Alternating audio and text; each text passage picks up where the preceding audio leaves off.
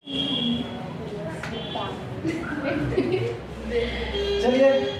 देखिए, पदार्थ की द्रव अवस्था है ना। तो पदार्थ की द्रव अवस्था में कि द्रव के अंदर है ना, जो भी द्रव है, द्रव के अंदर अंतरा अणु का स्थान होता है। पता है कि नहीं होता? द्रव के अंदर अंतरा अणु का स्थान ठोस की अपेक्षा अधिक होता है ना। क्या होता है? ठोस की अपेक्षा अधिक होता है। और कहते द्रव के कण अधिक आसानी से एक दूसरे से है ना, एक स्थान से दूसरे स्थान में प्रवेश कर जाता है ना। कौन बल से? अंतरा अणु स्थान होता है। एक तरह से अंतरा अणु बल भी कर सकते हैं है ना। और द्रव की अवस्था के गुण, तो द्रव की अवस्था के होते हैं, द्रव की अवस्था निम्नलिखित गुण होता है ना। तो पहला है आकृति और आयतन। तो आकृति और आयतन में द्रव की आकृति निश्चित नहीं होता है। द्रव की आकृति निश्चित होता है? नहीं होता है। किंतु आयतन निश्चित होता है।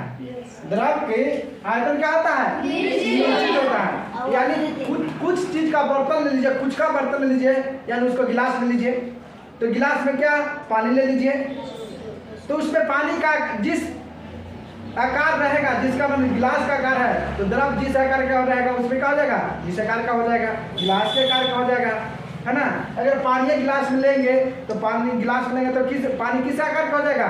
गिलास के आकार की। वही कहता है कि द्रव की आकृति निश्चित नहीं होता है। जिस रूप में ढालेंगे उस रूप में ढल जाता है। अब उसका घनत्व देखेंगे, तो घनत्व है कि द्रव का घनत्व जो है ना, ठोस के कहता है कि द्रव का घनत्व ठोस रूप से घनत्व से कम होता है। माने ठोस के घनत्व क्या होता है? कम होता है। यानी द्रव का घनत्व उसके ठोस रूप से क्या होता है? घनत्व से कम होता है।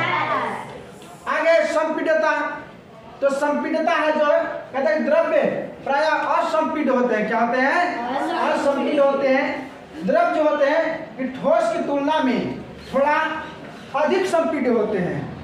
जो होता है संपीड करने का मतलब है ना, तो वही कहता है कि द्रव जो होता है ठोस की तुलना में क्या होता है? थोड़ा अधिक संपीड होते हैं। तो इसका कारण यह है कि द्रव की अंतरा अणु का स्थान है ना, द्रव की अंतरा अणु का स्थान ठोस की तुलना में क्या होता है?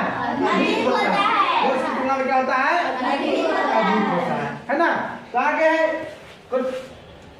द्रव्यांक और क्वथनांक।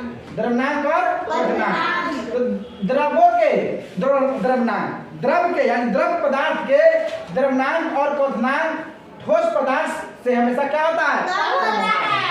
यानी द्रव के द्रव्यांक और क्वथनांक ठोस पदार्थ से क्या होता है? हमेशा कम होता है। द्रव पदार्थों में द्रव्यांक है ना, द्रव पदार्थों में द्रव्यांक कमरे के ताप से कम होता है। यानी कमरा के ताप है ना, तो क्या हो जाएगा? द्रव्यांक क्या हो जाएगा? पदार्थ का द्रव्यांक कमरे के ताप से हमेशा क्या होता है?